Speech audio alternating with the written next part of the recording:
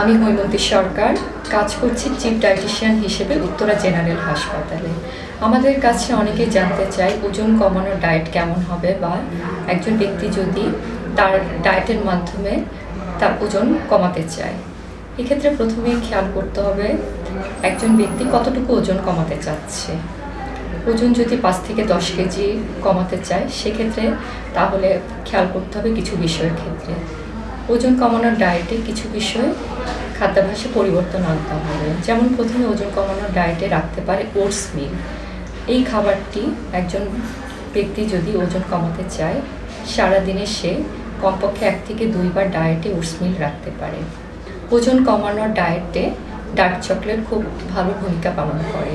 70%-এর উপরে কোকো সম্বলিত চকলেটগুলো হচ্ছে ডার্ক চকলেট, যা ওজন কমাতে সাহায্য করে, কারণ এতে মিষ্টির পরিমাণ থাকে না বললেই চলে। সিদ্ধ ডিম বা হাফ বয়েল ডিম ওজন কমানোর ডায়েটে রাখা যেতে পারে, কারণ ডিমের কোলিন ওজন কমাতে সাহায্য করে। গ্রিন টি, কেউ ওজন কমাতে চাইলে তার সারাদিনের ডায়েটে 1 থেকে 2 কাপ চিনি এবং দুধ ছাড়া গ্রিন টি রাখা যেতে পারে।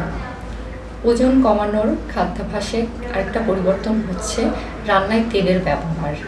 সচরাচর রান্নায় যে আমাদের ঘি, মাখন, ডালডা তেল ব্যবহার করা হয় তার পরিবর্তে রান্নায় যদি নারকেল তেল ব্যবহার করা হয় সেটা ওজন কমানোর ডায়েটে বড় ভূমিকা পালন করে। ওজন কমানোর খাদ্য তালিকায় আরেকটা জিনিস রাখা যেতে পারে, যেটা হচ্ছে আঁশবহুল সবজি ও কম ক্যালোরির সবজি, যেমন লাউ, ঝিঙ্গা, পটল। এ ধরনের সবজিগুলো অনায়াসে ওজন কমানোর ডায়েটে রাখা যেতে পারে। ধন্যবাদ।